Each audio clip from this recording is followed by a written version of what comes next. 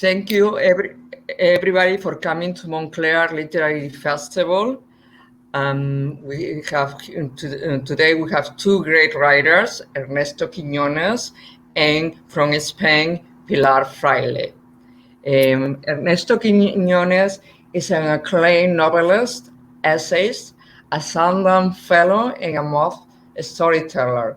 He was raised in Spanish Harlem and is a product of public education from kindergarten on until going on to City College, where he got a master's. His debut book, Bodega Dreams, is now a landmark classic.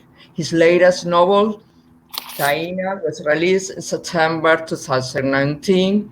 He teaches English at Cornell University.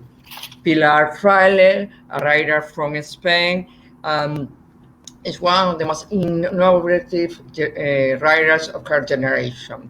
She just won a very important literary award in Spain, Premio de la Crítica Castillo y León, for his last novel, Euphoria. And you can get this novel in the library Watchung Booksellers at Montclair. Her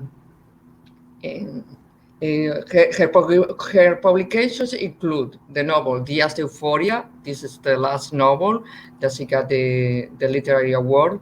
Las ventajas de la vida en el campo, the short stories collection Los Nuevos Pobladores, the non-fiction book Materiales para la Ficción, The Poet of Foster Wallace, and also 5 poetry books. Lizzie Davis has also has translated her poetry, and she has been published in journals like Asymptote, The Drunken Boat, Circumferential, and others. Thank you both Pilar and Ernesto for being with us today. I would like to start asking you about your experience as writers. What is, when you write, do you have a target reader or not? Because you, Ernesto, in your writings, you write a lot about your the experience growing up in Spanish Harlem. How the neighborhood, the Spanish Harlem, affects your the characters' relationship. And Pilar, you also talk about relationships and how these relationships are being affected by new values, the new technology. So both of you, although very different in many ways, are also touching in some similar topics. How the new your new circumstances the new circumstances are affecting family relationships. Can you talk about that? And do you think that affects the kind of reader you are looking for? Ernesto? Well, Pilar can go first. Okay, Pilar. Okay, so lots of questions. First, I want to thank you, the Montclair Festival, Literature Festival, Jacqueline Rose for hosting it. Also, Marta, thanks so much for inviting us.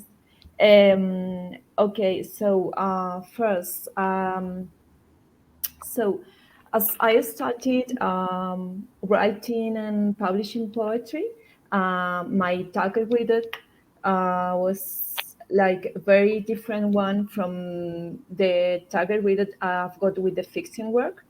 So as long as I walk into the fiction territory, I started to get obsessed with how to reach the common reader, because I like to talk about moral and political issues, and I think the common reader can be I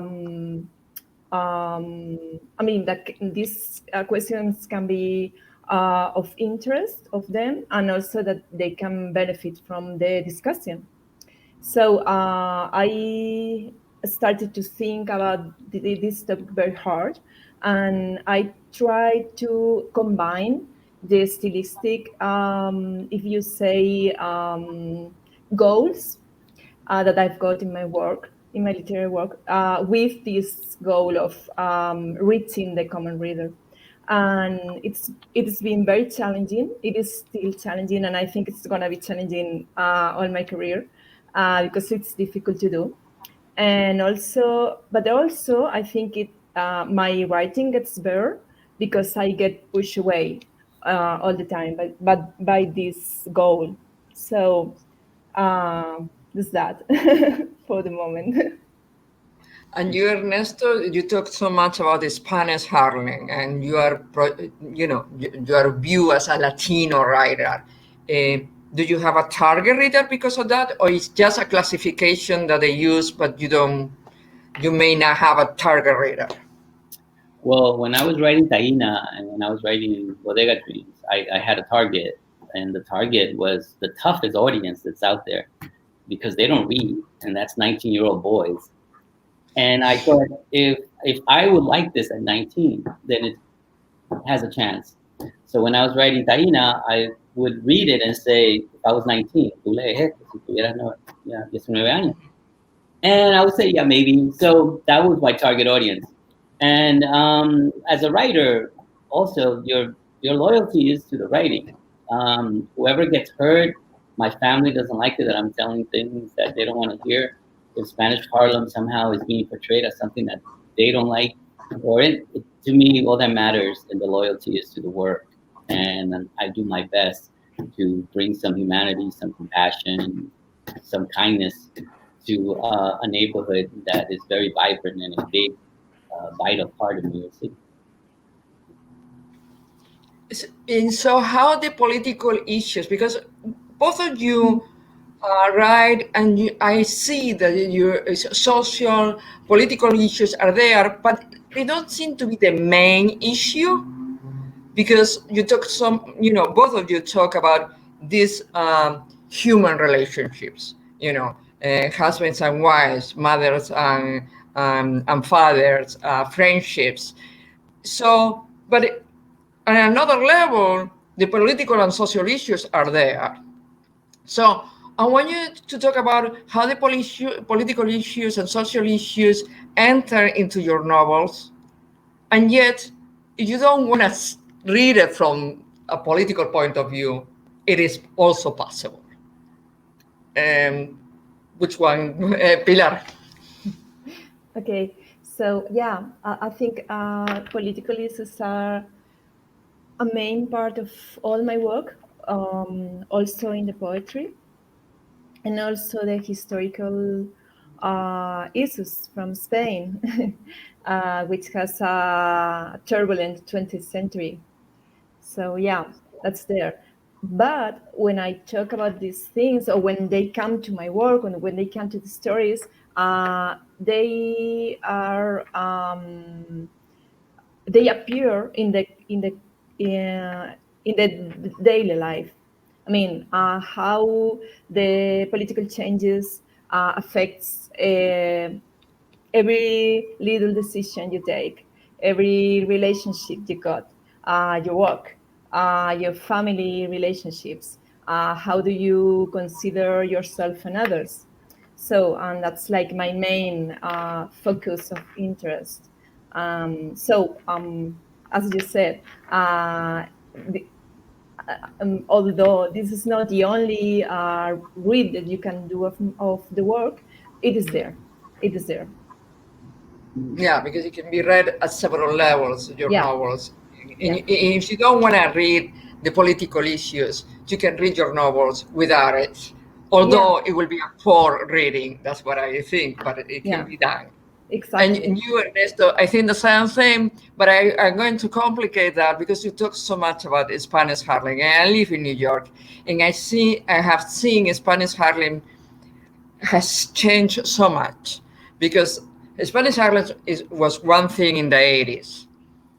And now, with all the gentrification of Spanish Harlem is something totally different today.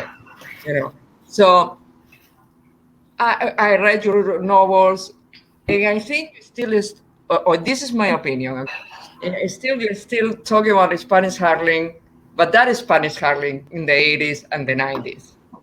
And many will tell you, well, but Spanish Harlem is nothing like that anymore. Why is it important for you to still talk about that Spanish Harlem? Well, let me first answer the first question. I believe that I'm from the camp that a writer doesn't write because he or she has the talent to write. That is good. But a writer also writes because he or she has something to say. And when you have something to say, that's you have something to say within a story. And a lot of Latin Americans, especially, it's like sangre en la página, and tan intelectual, and all that does is kill the story. After all, what we are is storytellers. El cuento no es el cuento, el cuento es quien lo cuenta. And so what I'm trying to do is tell you a good story and somehow slide the politics in there. And why I continue to write about Spanish Harlem? Well, because what I'm trying hopefully to accomplish when I die is to be tied to an era and a place the way that Joyce is tied to Dublin, the way that James Baldwin is tied to Harlem, the way that Faulkner is tied to the South, the way that these authors, Garcia Marquez is tied to Aracataca, the way that these authors are tied to their place, Peru with Vargas Llosa and his jungles and his Lima. I'm trying to do that so that I am going to take Spanish Harlem and I'm going to mythologize it. I'm going to bring all of its mythology, its young lords, its drug dealers, its hardworking families, its undocumented immigrants, its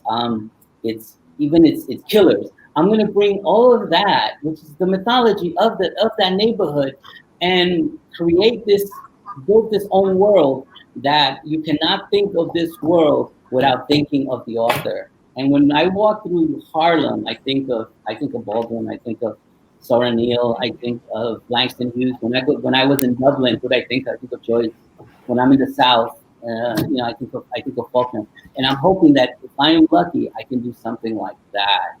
And in the end, until it's really New York City that I love, the whole city. So until that dies in my fiction, that's what I'm going to continue to do. Good. That's good.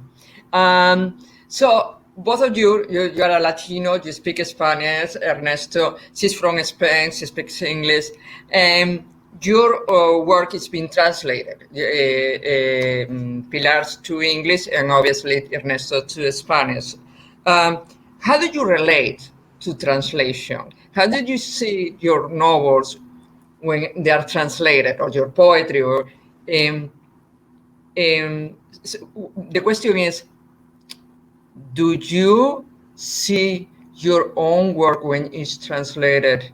You still can identify with that work, or you let it go and it's more a translator work and you let it go? Because I know of authors that are very, very into the translation. They want a perfect translation. The translator gets, they get into the translator's job so much. And others that said, no, it's not my job, it's the translator's, it's his or her work. And now, how do you relate to your translations? Pilar? Well, I love this question. Okay, so I'm so lucky because I've got two fabulous translators in the United States who are Liz Davis, who I think might be here today, and also Heather Davis. They are not related. And it was like something funny that happened. Lizzie was my first translator. She's done a lot of my poetry into English. And I also have worked very close to her. We even got a scholarship to work together some years ago, which was fantastic. there at upstate New York. So I love it. I mean, I love both of their translations. They are both of them. They are very young and talented women, and they are very very different. I mean, how they work, and for example, Liz's work is so precise and delicate, and when I first read some translations she had done, I thought, oh wow, that's much better than mine. I mean, it was like the work was like updated and like younger and like more alive in a way. It was fantastic. And also Heather has fully translated Los Nuevos Pobladores, The Newcomers, which is a short story book. And we were lucky enough to be published at the Paris Review, which is like, oh my God, we're in the Paris Review. And she's very thorough, very, I don't know, it's like the job she does is like perfect. And so it's like a perfect translation. I don't know how to, I've been very, very, very, very lucky. So I'm very grateful to both of them. It's an amazing experience to get translated. I mean, in my personal, I know there are other experiences and authors that get disappointed and so on, but I have been very, very lucky. Perfect. Ernesto, and your experience with translation? Oh yeah, I've been very lucky as well with my translators. I think they're wonderful. I'm more than flattered and humbled if anyone wants to translate my novels. So I'm very happy. I know that Cristóbal Pera of Random House, when he was at Random House, he told me that the translator was the translator of Sotomayor's book, The Court Justice, and I was so happy. I thought, wow, so she understands the Puerto Rican vernacular, the Puerto Rican slang, as opposed to others. And Edmundo Paz Soldan, who translated Bodega Dreams, did a wonderful job as well. So I'm more than happy for any translator. I don't read my translations. I get embarrassed. I don't even read my own books. I get embarrassed. I want to rewrite them, or I cringe. Like Bodega Dreams has been like 20 years and it's still going strong. And I just cringe when I have to read it. I say, oh, how could I write this? So I just leave it alone. It's like a photograph of yourself when you were in high school or something. You want to crush it, but it existed. So even if you crush it, you cannot crush history. You cannot crush what already has happened. So I just let it go. And the thing is, I read Spanish, but what are you going to do? What happens when you get translated in French, in Italian, in German, in Japanese? What are you going to do then? So it's really a lost cause. It's the same it's really a lost cause. It's like trying to, be the only author that wins the most awards, the only author that sells the most, the only author. That's impossible. There'll always be an author that will sell more than you. There will always be an author that will have more awards than you. There'll always be an author that will have less than you. So you just have to be happy with what you have, and life is good, and enjoy your morning coffee. That's good. Okay, so the next thing that I was going to ask is you could read a fragment of your novels. Okay, who wants to go first? Ernesto, you wanna read first from Taína? Well, Pilar's the she's Pilar, he's a gentleman. Thank you, Ernesto. Católico, and it's like, I don't know, 12 o'clock. They're supposed to be like their time to eat. I don't know. So, well, in Spain is right now, is like 7 o'clock or something like that. Yes. Yeah, 7:30. Yeah. Okay, so you want me to read first? Yes, read first, Pilar. Thank you. So I'm gonna read a fragment from Días, Euphoria. I don't know if you can see the cover, more or less. Okay, so it's from page 1. It's like the middle of the book. It's from page 133. Okay, and it belongs to the first part of the novel, which is called Growing. And the novel has got different narrators. So I'm going to read a fragment from a part that belongs to a character called Carlos. And this translation is made by Lizzie Davis. Thank you, Lizzie. Okay, and I'm going to read. This is a very short fragment, okay? Okay. So, Yes. there's a part of you that is lost in the cosmos. It's not your fault. These things happen. You lose your epithelial cells. Your memories dissipate. Your desires from the last 7 years are floating in space, and it's killing you. All the pieces you've left behind. It's not your fault, but you have to get them back. You think it seems crazy, but you can feel them coming back already. The orange semi-truck you would play with when you were 5. The BH bike you didn't want to lend anyone because it was shiny. And you were afraid it would get dirty. Stop there. Why were you afraid? What was going to happen to the bike? But you didn't want it to get dirty. And you spent all day wondering how to maintain it shine until you forgot. How could you have loved that bike so much and then forgotten about it? What are you not seeing? There's something important that you've launched into the universe and it didn't belong to you. Do you see it? Focus on that. Thank you. Ernesto? Okay, I'm going to read, and then maybe we can answer Manuel's question. Put a question there. So this is Taína, and it's a novel about a 17-year-old boy who is madly in love with this girl named Taína who's pregnant, but it's an immaculate conception, and he believes her, and he believes that she's magical. Yes.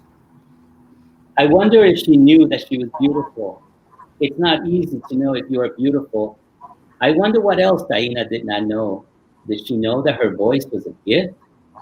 I had heard that Taína sang and that she sang beautifully, that she had made the school chorus, and that when she took her solo, everyone felt shivers.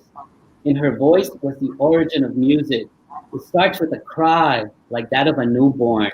Then the wailing turns and changes, and it seeps inside your skin and drowns out all your pain.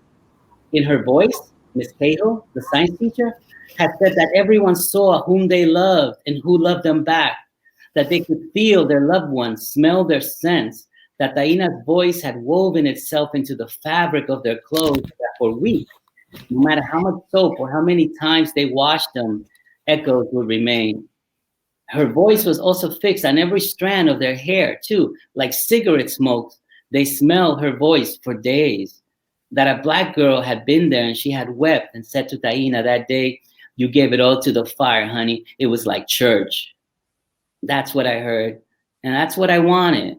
I wanted that sound, that voice, so I could hear love, a sound that people wait their whole lives for. I wanted to see who loved me, but all was lost. And if I remember well, Taína had been in one of my classes. It was biology, and she never sang. She only said one word, pigeon. And the word sounded hard, as if her tongue had never known sweets, and her accent was pregnant with Spanish, as if Taína had just arrived to the United States. Okay, I think we lost Marta. So let me ask Pilar. Pilar, Manuel asked a question here for both of us. So it says, I wish to introduce to both authors, Pilar and Ernesto.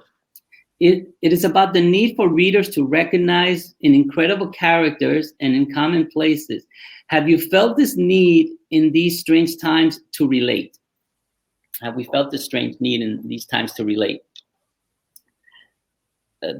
Basically, how are you handling the pandemic?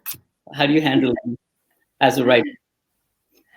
Okay, I really don't know what Manuel is trying to ask. I mean, he's trying to ask us about how do we manage the characters that comes from the pandemic, maybe? I don't know. I recognize in incredible characters and It is about the need for readers to be recognized in credible characters and in common places. How you put it? Okay. Yeah. So, well, let's just tell me, how are you handling these times? How are you relating in these times? Okay, so you're not gonna believe that, but when the pandemic started, I handled it quite well because I live in the countryside, and also I started to do my job online because I teach like in the mornings. So it allowed me like a lot of free time to write. So actually, I could write a lot, like in a new novel I was working on. So that was last spring, right?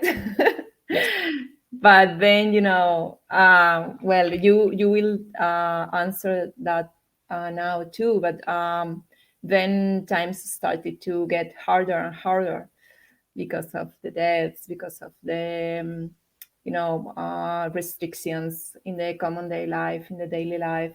So summer was more or less okay, but I couldn't work because I wasn't focused. And the winter has been very hard, very hard, very difficult to focus, very difficult to invent, because you are like all the time every day like worried about something. Also the job has become difficult because we are now teaching like normally, more or less, and it's very stressing. So it's been difficult. Hope with the spring and the summer, the good time, everything gets better. Hopefully. How about you, Ernesto? How are you handling all? Oh, it's funny, when the pandemic hit, when everyone, when the whole world shut down, the first thing that I thought is every writer, pretty much every artist says, I wish the world would stop so I can do my work. So now the world has stopped. So no artist has an excuse because the world actually did stop. And you had all these artists, especially writers. Okay, here I am. Anyway, Marta's back. So I said, you better get some work done, man. Now you got no excuse. The world has stopped. So you can't use that excuse. I'm just doing my best. I miss my jazz clubs because that's where I go to think. Because you go to jazz club? Yeah, that's what I think. And with the music, I start thinking about ideas, what to do with that chapter, what happens with that. So, and I'm surrounded by wonderful people, and I'm surrounded by a nice drink, and I'm surrounded by musicians, and I'm this world-class city at my fingertips. And that's how I work. And when the world shut down, I had to find some other ways. Which is Marta, which is filling you in on. We were just talking how we handled the pandemic, how we handled COVID. Okay, your show again. I remember when the pandemic started, all the writers said it's not going to affect me because writing is a lonely job. I just sit there. After a month, we were all desperate. We all had places we wanted to go, and the dialogue with other writers, other poets, meeting. I don't know. I live in New York, but also when I'm in Madrid, meeting other writers, other poets, and talking about your work is very important. I don't know if you talk about that, but I think the dialogue between writers and poets, how do you manage that? And that's what my question to you, to Pilar and to Ernesto. You mean the lack of dialogue? Exactly, and the lack of now not being able to communicate with other writers, poets, philosophers that normally you will have these kind of conversations. Yeah, that's tough. I mean, you really miss it a lot. Okay, you try to use Facebook chats, WhatsApp, Zoom calls, all of that, but it's not the same. And yeah, it's kind of hard because it is never the same to be in the same room with the people and to share a glass of wine or to. So yeah, That's difficult. And also like the ideas are like slower, like they take more time to develop. It's Yes. kind of strange times. Ernesto? I just did my best, I did my best. I'm not on social media at all.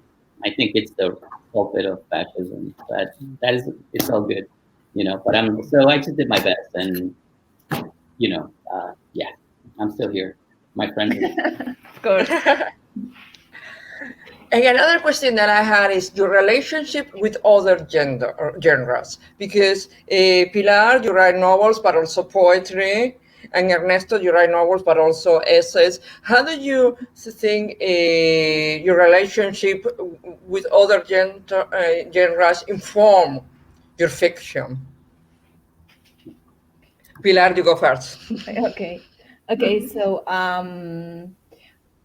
I actually write like a lot of genres because I have written poetry, also essays, also I actually write articles. But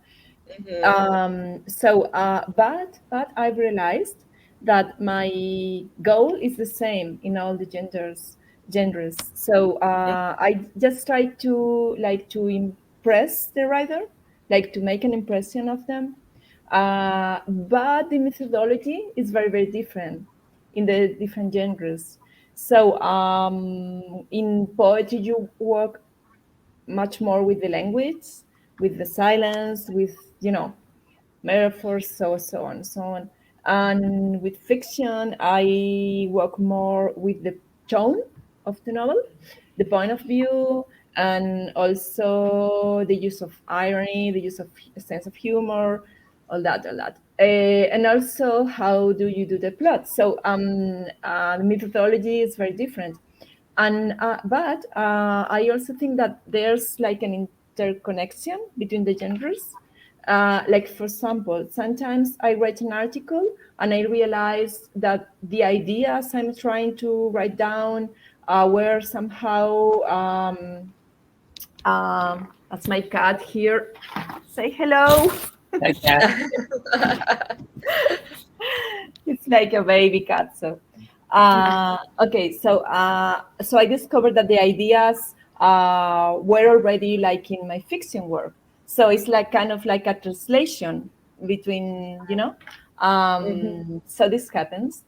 And also, I think if you are a poet, which is my case, you get to have like a high awareness of melody and words itself. So that sticks with you. Like you've got that even if you write fiction, even if you write like an article. So that's like this helps like the other, genres. I think so. Ernesto? Yeah, about genres. Let me just explain about social media that I mentioned. I'm not against social media, and everyone loves it.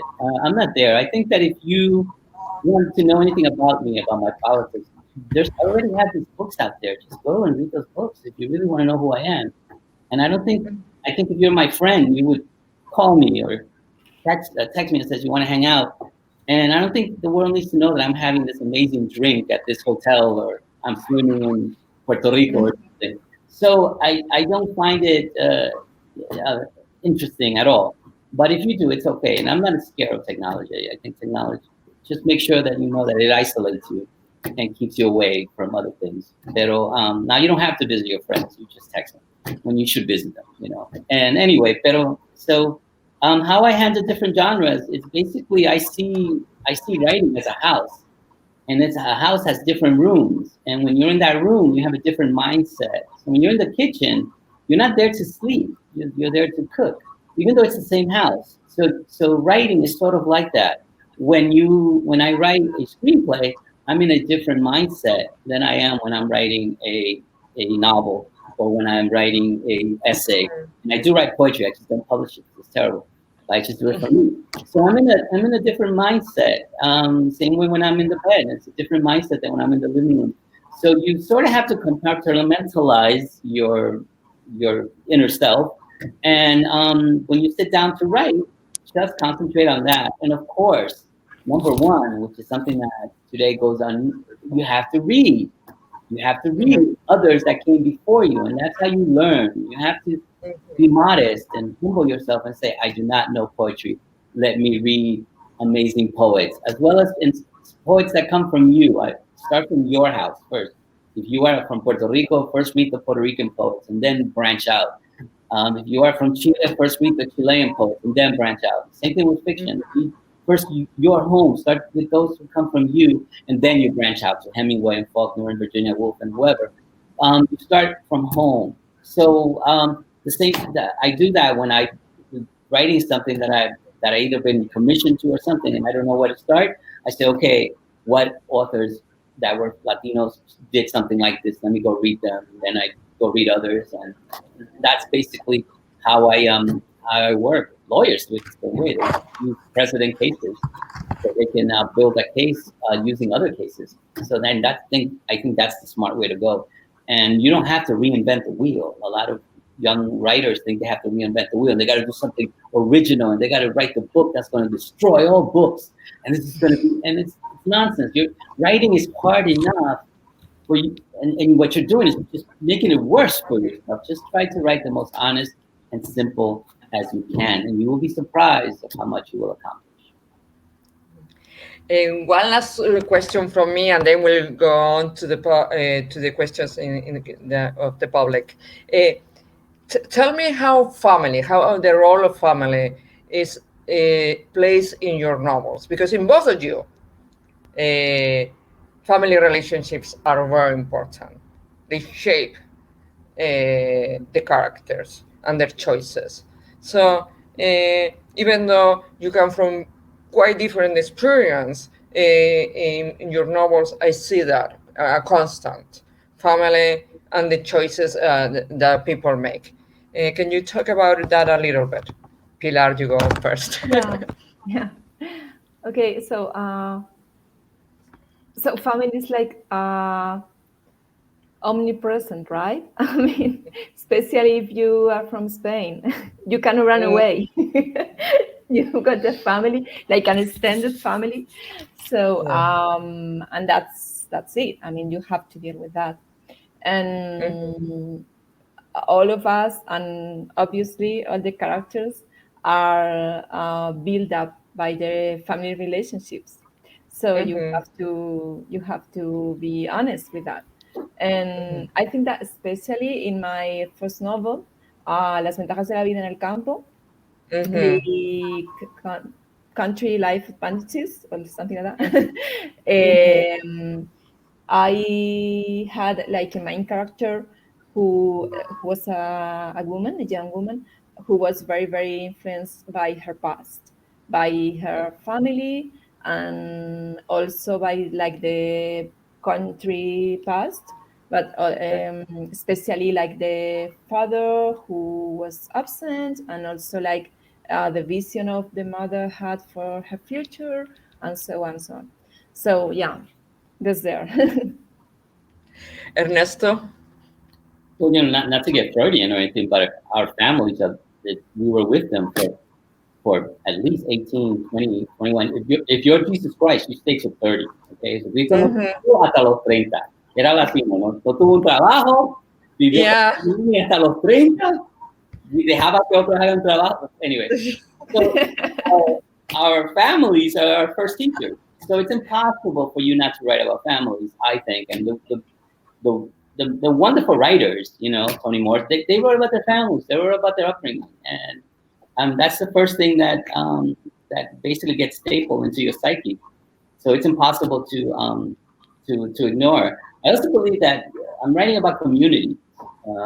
Communities are made up of families, and what better way to represent these communities or mirror them is through my family. And my family has everybody: professionals, undocumented, thieves, as well as nice people. Not that thieves are nice, but so why not? This is basically Spanish Harlem is my family. New York City is my family. It's a microcosm of New York City, my family. So let me project it that way to my family. So one of the questions by Trina Paulus, how do you feel being part of this global journey? It's the first time I have immersed myself over working with so many different global perspectives. Thank you. So how do you feel about what we are doing right now? No, the Spain and United States, specifically New Jersey, also New Jersey and New York, and you being in Cornell University. And so how do you feel about this moment? Pilar, Ernesto. Pilar, go first. Well, it's fantastic. I mean, to be able to talk about these things like from these different perspectives and countries, and I think it's very rich for us. I mean, yeah. Ernesto? Yeah, I think this is the future. This is the future. The world is only getting smaller, and we're going to need to start talking to each other. The Renaissance, the rebirth that we all read at one time or another started with translations. When the Florentines, the Medici family, started sending these monks to get the Greek, all that lost Greek mythology and poetry, and to translate it into Italian. So that rose the Renaissance. Translation is the future. I would love to read a Japanese writer that writes about a slum in Tokyo, but I'm sure that Japanese writer hasn't been translated yet, he or she. I would love to read that. So translations is the future. Translation is globalization. And every department, I've been trying to say this to Cornell, needs a translation arm, if not a translation department in itself. Everybody has an English department, and they study Hemingway, and they study Shakespeare, and that's all good. I love them too, okay? But the world is getting smaller. We need to start talking to each other. We need a translations department so that 20, 30, 40 years from now, everybody's translated, everybody's talking to each other, and that's the future. Thank you, Ernesto, for saying that, because it has been such a fight, at least in many universities. Okay, Montclair now has a section for translation. We want to do more bilingual things, but it has been a fight of 20 years. Not 1 or 2 years. It has been a fight of 20 years. Okay, so we who are here, who are bilingual, we see it, but I think outside this group, this area, it's difficult for them to still see that the global is becoming local. Right. No? Yeah. Okay, Jamie Klein asked, Spanish Harlem has changed so much. Where is the target audience now? So this is a question for Ernesto, obviously. Yeah, I think I wrote it. Basically, even though it's changed, it doesn't mean that there's no poor people. There's a lot of poor people in Spanish Harlem with very little means, especially undocumented. And a lot of the themes that I write about in Bodega Dreams, which is a terrible thing, are still relevant today, which really upsets me. I'd rather that book be forgotten because those are things from the past and no one goes through that anymore. It's a very good group. No, it cannot be forgotten. It's a very good book. But that just means things haven't changed that much. The same thing with Richard Wright's Native Son. A lot of the Native Son, there's a scene where Bigger is playing with his friends, and then the cops come, and all these black men just tense up because they feel. And that book was written like 70 years ago. So 70 years ago, and yet that's still happening. What does that say about our society? Is it really changing that much? And yes, some things have changed with Dr. King and all that, but a lot of stuff has remained the same. I'd rather Spanish Harlem be full of all these, young working professional Latinos, and they look at Bodega Dreams, I would love that, and I would be out of a job, but that was okay. I'd rather have that future than that book still holds some sort of relevancy to the young people of today. Okay, and last question before we go. Katrina asks, apart from your book, Pilar, which Spanish authors should we be reading? Okay, like Spanish and Spanish from Spain. Which authors do you think we should be reading here in the United States? Okay, so you've got for example, Marta Sand, who is very interesting, like fiction. You've got some Argentinian and South American writers that I love, like for example, Marina Enriquez. Who else? Let me think. Sorry, I am like.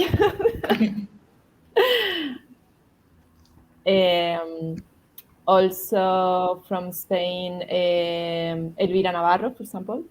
Yeah. Okay. Well, thank you for being here. Thank you, everybody, for coming to the Montclair Literary Festival. I think it was a great conversation. I think this conversation, this global conversation, should happen more often. Overall, here that we have so many authors from everywhere, but also trying to connect. We can do it bilingual, as we saw with other countries. And thank you, everybody. And different genders, and that includes male, female, trans, as well as gay and lesbian. And yes, everyone in here. That's what the world is all human. Thank you for saying, Ernesto. Yes. So Katrina will come back to talk about the Montclair Literary Festival. And thank you, everybody, for a great conversation. Thank you. Yes. Muchas gracias. Gracias. Gracias. Thank you all. Thank you, Marta. I didn't get to introduce you at the beginning, but thank you so much. She's an acclaimed writer and poet with lots of poetry published, and she's a full professor here in Montclair State University, and she helped us to put this panel together. So we're very, very happy, and it was a great conversation. I hope, if Pilar, if you're still here, can you please write those authors' names for me, or if you can remember them to... Marta, if you can put them in the chat for us in case some people want to come back and have a look at the recommendations, that would be great. Thank you. And yes, I'm going to share my screen and give a quick reminder about to buy the books. You can buy Pilar's book on Amazon, and I do believe that Watch on Books, we're going to try to get some books into the store as well. So always go in there and speak to sorry, I'm not doing a very good job of sharing my screen. Speak to Margot and the team there, and they'll be able to help you get Pilar's books in. And Ernesto's are available. Bodega Dreams, as he said, has been out for many years now, 20 years. He was supposed to come to the anniversary. It was going to be last March when he was supposed to come. It was supposed to be the 20th anniversary of his, I'm just looping my thing, sorry. Of his book, Bodega Dreams. So it was a shame that he wasn't able to come last year so we could celebrate that anniversary as well. And we want to thank our festival sponsors and our volunteers and our event partners and festival friends who've all helped us put on this festival today. By Pilar, by Marta.